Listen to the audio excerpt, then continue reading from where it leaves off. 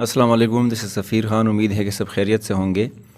ہم نے پہلے پوئٹری کی ہسٹری پہ ویڈیوز بنائی تھی اور اس میں ہم نے اینگلو سیکسن یا اولڈ انگلش پوئٹری کور کیا تھا۔ پھر اس کے بعد ہم سیکنڈ جو ایج ہے چوسر کا، اس پہ ہم بات کر چکے ہیں، جس کو ہم مڈل انگلش لٹریچر کہتے ہیں، اس کی پوئٹری ہم نے کور کی تھی۔ آج کی ویڈیو میں ہم رینیسا کو کور کریں گے، لیکن رینیسا کا جو فرسٹ پارٹ ہے جو 3 میں ڈیوائڈ ہے اصل میں، اس میں جو پہلا حصہ ہے اسے ہم ایلیزابتھن ایج کہتے ہیں۔ آج ہم بات کریں گے ایلیزابتھن پوئٹری پہ کہ اس کی ہسٹری کیا ہے، اس کی کریکٹرسٹکس وغیرہ کیا ہے۔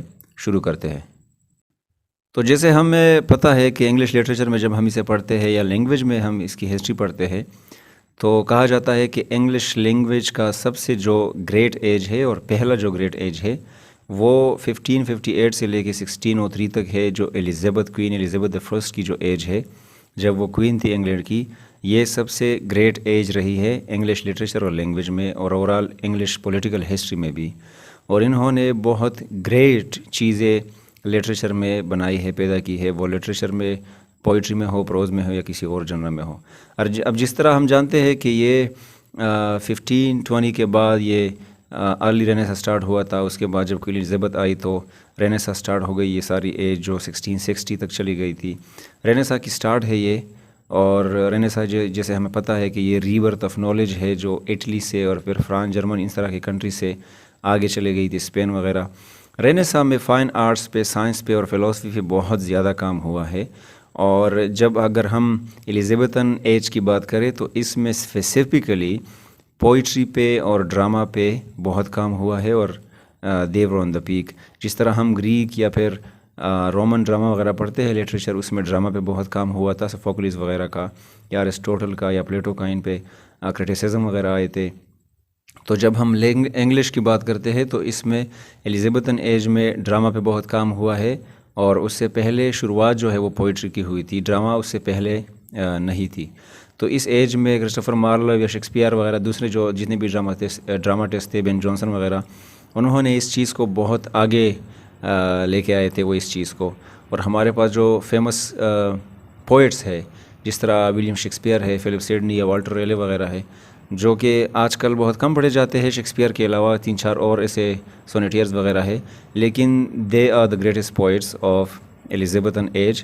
تو ایلیزابتھن ایج میں اسپیسیفکلی آج ہم پوئٹری پہ بات کر رہے ہیں، اس کے کریکٹرسٹکس پہ ہم بات کریں گے۔ اگر اس کے فارم پہ بات کی جائے تو اس میں سونیٹ کا جو فارم تھا وہ بہت ڈومیننٹ فارم تھا پوئٹری کا۔ مطلب یہ ہے کہ اگر ہم اس کی ہسٹری پہ بھی بات کریں گے تو وہ اٹلی سے آیا تھا، اور شیکسپیئر نے 158 یا دوسرے لوگوں نے بہت سارے سونیٹس لکھے تھے، فلپ سیڈنی نے بہت سارے سونیٹس لکھے تھے، اور والٹر ریلے نے لکھے تھے جو کوئین ایلیزابتھ فرسٹ کی تعریف میں اس کو پریز کرنے کے لیے لکھے تھے۔ ہمارے پاس ایڈمنڈ اسپینسر نے بہت سارے سونیٹس لکھے تھے، اس کا اپنا ایک سٹائل تھا۔ تو شیکسپیئر کا جو سونیٹ تھا، جو فارم تھا، وہ اصل میں تھی 3 کوٹرینس تھے اس میں، اور ایک کوٹرین میں 4 لائنز ہوتے تھے، 4 لائنز ہوتے تھے، جو 3 کوٹرین سے اس کا بنتا تھا 12 لائنز بنتے تھے اس سے۔ اور اینڈ میں پھر سونیٹ کمپلیٹ کرنے کے لیے ایک کپلٹ ہوتا تھا جس میں 2 لائنز ہوتے تھے، اس میں ایک شعر ہوتا تھا، تو 14 لائنز بنتے تھے ایک سونیٹ کے۔ اور سونیٹ کا جو اصل میں مطلب ہے وہ بھی یہی ہے کہ اس میں آپ 14 لائنز میں سے اپنے سارے فیلنگز، ایکسپریشنز وغیرہ جو ہے وہ اکٹھے کر کے آپ اسے ختم کر دیتے ہیں، اسے ایک شیپ دے دیتے ہیں 14 لائنز میں۔ حالانکہ شیکسپیئر کے کچھ ایسے بھی سونیٹس ہے جو 15 لائنز ہے، جس میں ایک میں 12 لائنز ہے، لیکن دیر از سم تھنگ ایلس۔ جو اوورال سونیٹ کا سٹرکچر ہے اس میں شیکسپیئر کے 3 کوٹرینز ہوں گے، 12 لائنز بناتے ہیں، اور ایک کاپلیٹ ہوگا جو کہ 2 لائنز کا، جو اوورال 14 لائنز کا بنتے ہیں۔ اب اگر اس کی ہسٹری پہ بات کریں تو یہ ویاٹ تھا، سر ویاٹ، اور سرے جو تھا آلف سرے، انہوں نے اس چیز پہ بہت کام کیا تھا۔ یہ ایمبیسیڈرز تھے اور یہ اٹلی جایا کرتے تھے، اور وہاں یہ رائٹرز تھے اور فلسفرز تھے، اچھے خاصے لکھے پڑھے لوگ تھے۔ تو انہوں نے پیٹرارکن، جو پیٹرارک کے سونیٹس ہے، جو 1235 میں انہوں نے اسے شیپ دیا تھا، جس میں آکٹیٹ اور سسٹیٹ ہوتا تھا، جس میں پہلے 8 لائنز ہوتے تھے اور پھر 6 لائنز ہوتے تھے۔ تو ان لوگوں نے اسے کاپی کر کے اٹالین لینگویج سے انگلش میں اسے ٹرانسفر کر دیا تھا، اور پھر ان لوگوں نے 1520 30 اور 40s میں بہت سارے سونیٹس بھی لکھے تھے۔ تو یہ ایمبیسیڈرز تھے، اور لٹریچر میں انہوں نے شروعات کیا تھا سونیٹ کا۔ اور پھر انگلش میں بہت سارے اور سنیٹیئر جو ہے وہ میدان پہ آ گئے۔ اب اگر ہم اسپینسر کی بات کریں، ایڈمنڈ اسپینسر کی، اس کو فادر آف پوئٹک ڈیشن بھی کہا جاتا ہے، دا فیری کوئین کے لیے بہت زیادہ فیمس ہے، جو انہوں نے تعریف میں لکھی تھی کوئین ایلزابتھ دی فرسٹ کی، اور اس میں اسپینسیرین سٹینزا جو ہے وہ ہوتا تھا۔ اس میں آرٹ جو ہے وہ ایمبک پینٹامیٹر لائنز ہوتے تھے جو اینڈ میں ختم ہوتا تھا الیگزینڈرین ایمبک ہیگزامیٹر جسے ہم کہتے ہیں، اور اس کا جو رائمنگ سکیم ہوتا تھا وہ اے بی بی سی سی اس طرح کا ان کا رائمنگ سکیم ہوتا تھا۔ اب اگر آپ لوگوں کو ایمبک پینٹامیٹر یا ایمبک ہیگزامیٹر وغیرہ کا پتہ نہیں ہے تو اس پہ ہم ایک الگ ویڈیو بنائیں گے، پھر میٹر میں جتنے بھی اس کے ٹائپس ہے۔ یہ تو تھا کہ اس کے فارم میں جو ہے سونٹ پہ بہت کام ہوا تھا۔ اب دوسرا جو اس کا کریکٹرسٹک ہے وہ اگر ہم تھیمز پہ بات کریں تو اس میں سوشیو پولیٹیکل لائف پہ بہت زیادہ کام ہوا ہے، مطلب اس میں زندگی کے جو معاشرہ ہے اور اس میں جو پولیٹکس ہے زندگی کا، اس کو مکسچر کر کے یہ لوگ اس پہ کام کرتے تھے۔ کلاسیکل ٹیکسٹ جو ہوتے تھے وہ ان سے بہت انسپائر ہوتے تھے، اور اس کے تھیمز جو ہے ان سے بہت انسپائر تھے یہ لوگ۔ کلاسیکل سے میرا مطلب ہے گریک اور رومن۔ انگلش میں یہ چوسر یا دوسرے رائٹر سے اتنے امپریس نہیں تھے، تو وہ ان لوگوں کو بہت زیادہ اپریشیٹ کرتے تھے، ان کے رائٹنگ وغیرہ پہ کام کرتے تھے، ٹرانسلیشن وغیرہ بہت زیادہ کرتے تھے۔ ان لوگوں میں پیٹریوٹزم کے بہت سارے آئیڈیاز تھے۔ اگر سیکنڈ تھیم کی بات کریں، نیشنلزم ان لوگوں میں بہت زیادہ تھی۔ اگر آپ لوگوں نے ہسٹری پڑھی ہے یو کے کی یا لٹریچر کی، اس میں بھی بہت تھوڑا ٹچ ہے، تو آپ لوگ یہ سمجھ جائیں گے کہ کوئین ایلزابتھ دی فرسٹ کے ایرا میں جتنا ایکسپلور کر چکے ہیں یہ لوگ شاید ہی کسی اور زمانے میں کر چکے ہو۔ حالانکہ یہ وکٹورین ایج میں آن دا پیک تھے، پوری دنیا پہ یہ قبضہ کر چکے تھے اور کالونیز بنا چکے تھے، لیکن سٹارٹ جو ہے وہ کوئین ایلزابتھ دی فرسٹ نے لیا تھا۔ سو نیشنلزم پہ بہت کام کر چکے ہیں، اس میں فریڈم بہت زیادہ تھا، فری سپیچ کرتے تھے۔ یہ فریڈم کا مطلب یہ ہے کہ اس میں ریلیجن کو بھی یہ لوگ سائڈ پہ رکھ کے بات کرتے تھے، اور یہی وہ ایج ہے جس میں پروٹیسٹنٹزم جو ہے وہ بھی آن دا پیک ہو گیا تھا، مطلب ایک نیا اس میں ایک سٹائل شروع ہو گیا تھا کرسچینٹی میں کیتھولسزم کے بعد، تو وہ لوگ اسے بھی ایکسیپٹ کر چکے تھے، اور کوئین ایلزابتھ دی فرسٹ جو ہے وہ بھی اس کے خلاف نہیں تھی۔ ہیومنزم پہ یہ بہت زیادہ بات کرتے تھے کہ ہیومنزم جو ہے there is more important than be a religious person. جس طرح آج کل لوگ ہمارے سوسائٹی میں پاکستان یا انڈیا وغیرہ میں یہ بات کرتے ہیں کہ انسانیت سب سے بڑا مذہب ہے وغیرہ وغیرہ، لبرل یا جو بھی سوچ ہے اس کو کرٹیسائز کرنا میرا مقصد نہیں ہے۔ تو یہ جو چیزیں ہیں یہ اس سمے اس وقت یو کے میں انگلینڈ میں پائی جاتی تھی۔ رومانسز پہ بہت کام ہوا تھا، اس سے پہلے چوسر نے یہ بات کی تھی، چھیڑی تھی، سٹارٹ کی تھی، لیکن there was not the main thing کہ آپ اس کو اس طرح ڈیٹیل سے واضح کرے یا بات کرے جو کہ ہم ایلزابتھن ایج میں اسے پڑھتے ہیں۔ ایکسپیریمنٹیشن اس کا ایک تھیم تھا، لوگ ایکسپیریمنٹس کرتے تھے، اور پھر انوویشن جو ہے وہ اس کا ایک مین آئیڈیا تھا، لوگ نئی چیزیں انوینٹ کرتے تھے۔ اس کے علاوہ اس کا ایک اور تھیم کلاسیکل میتھ بھی ہے۔ کلاسیکل میتھ مطلب یہ گریک وغیرہ کے ٹیلز پڑھتے تھے، جو ایلز وغیرہ یا فیریز یا پریو وغیرہ کی کہانی تھی، یہ ان کو بہت زیادہ اپریشیٹ کرتے تھے۔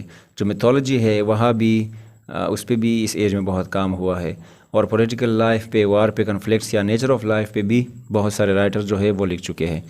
ان کے اگر تھرڈ کریکٹرسٹک پہ بات کریں تو وہ سٹائل ہوگا، کہ وہ فارم کے علاوہ، تھیمز کے علاوہ، اور سٹائل ان لوگوں کا کیسا تھا۔ تو بلینک ورس جو ہے وہ آن دا پیک تھا۔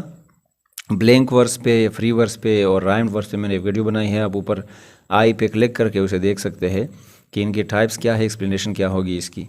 تو بلینک ورس جو ہے وہ رائٹر کو جو ہے وہ فری کر دیتے ہیں کہ جو بھی چیز ہے وہ رائمنگ سکیم کے علاوہ بھی اگر آپ کی آئیڈیالوجیز ہے اور رائمنگ سکیم اس کی نہیں بنتی تو آپ اسے ایک سائڈ پہ رکھے اور اس چیز کو ایکسپریس کرے، وہ لوگوں کی فلاح و بہبود کے لیے ہو یا آپ کی فیلنگس کو ایکسپریشن کرنا ہو، اس کو ایکسپریس کرنا ہو۔ اور اس میں رچ لینگویج جو ہے، اسٹائل میں دوسرا جو پوائنٹ ہے، رچ لینگویج جو ہے وہ اچھے اور گریٹ نیریٹیوز کے ساتھ لکھا جاتا تھا، استعمال ہوتی تھی گریٹ لینگویج، اور ہیروئک ٹیلز اس میں ہوتے تھے۔ اس میں لیرکس بہت زیادہ ہے، جس طرح فلپ سیڈنی نے اس پہ کام کیا ہے یا شیکسپیئر نے کچھ پوئمز وغیرہ لکھے ہیں اس پہ، تو لیرکس بھی اس کے اسٹائل میں موجود ہے۔ اس کے علاوہ ڈبلونٹرو ڈریس جو ہے، یہ ایک ورڈ ہے جو فرینچ یا لیٹن لینگویج کا ہے، ڈبلونٹونڈرس کہتے ہیں، اور یہ اصل میں اگر ہم انگلش میں پڑھیں گے تو اس کو ہم ڈبل انٹینڈرس کے اس طرح کے کسی تلفظ سے پروننسیشن سے پڑھیں گے۔ اس کا مطلب ہے کہ کسی چیز کی ڈبل میننگز ہوگی۔ یہ بھی ان لوگوں کا ایک اسٹائل تھا کہ آپ سنتے کچھ اور ہے اور اس کا مطلب آپ کچھ اور لیتے ہیں یا اس کا مطلب کچھ اور ہوتا ہے۔ اس کے علاوہ آرکیزم جو ہے اس پہ بھی یہ اس کو استعمال کر چکے ہیں، مطلب پاسٹ کہ جو لینگویج ہے، جو سٹائل ہے یا اس کے سپیلنگ وغیرہ ہے، سینٹنس ہے، سینٹنس سٹرکچر ہے، وہ اسے بہت زیادہ پسند کرتے تھے اور اس کو اس سے خوشی ملتی تھی اس چیزوں سے، اور کلاسیسزم پہ یہ بہت کام کر چکے ہیں۔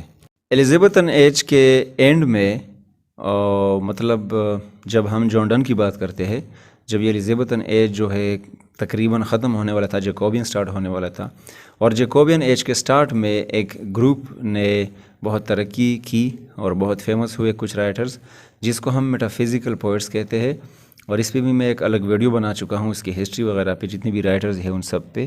تو وہ لوگ بہت زیادہ فیمس ہوئے اپنے اسٹارک امیجری وغیرہ کے لیے۔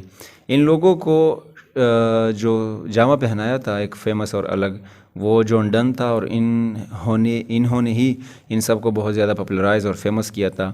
یہ ریلیجیس پوئٹری کے لیے بہت زیادہ فیمس تھا یہ جان ڈن، اور ریئلزم پہ بات کرتا تھا، یا پھر ڈائریکٹ سپیچ پہ یہ بہت زیادہ بات کرتا تھا۔ تو میٹافزیکل پوئٹری ایک الگ فیلڈ ہے جو اس سے پہلے کسی اور لینگویج میں اس چیز کو انٹروڈیوس نہیں کیا گیا تھا، اور اس میں جو دوسرے رائٹرز ہیں وہ جارج ہربرٹ ہے، ہنری ووغان ہے، رچرڈ کرشو ہے، یا اینڈریو مارول وغیرہ اس میں شامل ہے۔ یہ وہ لوگ ہیں جو بیونڈ فزیک بات کرتے تھے، اور اس کی کنسیٹ وغیرہ اس کا استعمال بہت زیادہ کرتے تھے۔ میٹافر میں جو کنسیٹ ہے یا لٹریری فگر جو ہے، اس میں یہ لوگ بہت زیادہ کام کر چکے ہیں۔